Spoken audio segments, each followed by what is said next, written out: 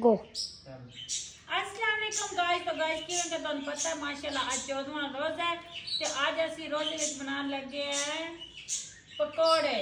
ते मेरा बंदा गया इसी काम ते तो हुण आया है ते तुहानू पता है मैं मरद होया ते कुछ कर नहीं सकनी हुण ये से तो और कर की सकती हैं, बस ला ही सकती हैं और की कर सकती हैं। हुण मैं तेना के तू बैठ वे बोल पो। हाँ तो हुण दस नहीं सकदा, मैं भी तो दस ही लगा कहना मैं कुछ। हाँ तू बड़ा है पिया ते आज असी गाइस पकौड़े बनाने लगे ते पकौड़े भी कैसे कैसे पाई ने काली पतीला लिया है, बेसन सट्टा है, मैदा सट्टा है, मेथी सट्टी है, दानियां सट्टी हैं, चाइने मसाला सट्टा है, उस तो बाद तू गलत दस मसल सट्टे हैं ना। ते गाइस असी ना पकौड़ों में सारे पहले कट्टे ने आलू तो बाद फिर कटे कद्दू शरीफ बस कद्दू शरीफ पाया फिर असी पाया काला बताऊं पाते फिर असी कट्टे ने प्याज कटते फिर असी कटिया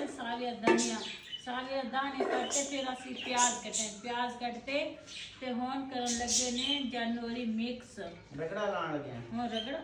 कि यार तू इतने आलू क्यों कटा लेने माशाल्लाह इतने ज्यादा आलू हैं, बहुत ज्यादा आलू हैं पे बंदा कदी कदी के बंदा पार्टी करदा है तो रात पार्टी करो ते ए हुन असी मस्जिद भी गलने ते कोई दो तीन घर ही गलने ने ते ए ना तुसी आके फरजानो रे इन्ना कुछ खांदे ने बस किन्ने घर रोज़ा ने ना दो चार घर उन्ना घरे गलने ने ते आप बच्चे रोज़ा खोलते हैं ते गाइस तुसी दस्से तुसी भी ऐ चीज़ां पांदे नहीं कोई नहीं पांदे ने कमेंट विच मैंने लाजमी दस्से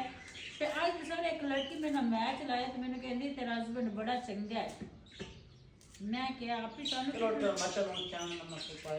आप ही तानू कितनी चंगा लगा तो मैंने आंदी बहुत चंगा है तेरे हाथ मतलब कि काम शम करदे रहंदे ऐसा करदे शुक्रिया मेहरबानी से होगी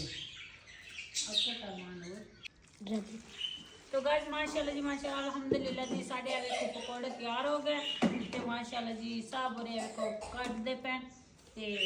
अपनी की कहने खरबूजा इधर इफ्तारी कर रहे हैं ਅਸੀਂ ते आ देखो पेंट ਅਸੀਂ रोज़ा इफ्तार करन लगे ते ए ਅਸੀਂ मस्जिद गलन लगे ते मैं कहा चलो जी मैं अपनी टिकटॉक वाली फैमिली नु भी खा लवी उधर भी खाओ माशाल्लाह जी मैं ए पकोड़े चेक कराओ कैसे लगे ने बने पे ने यार नमक थोड़ा हो जाने अगले पूरे नमक पा दी गरम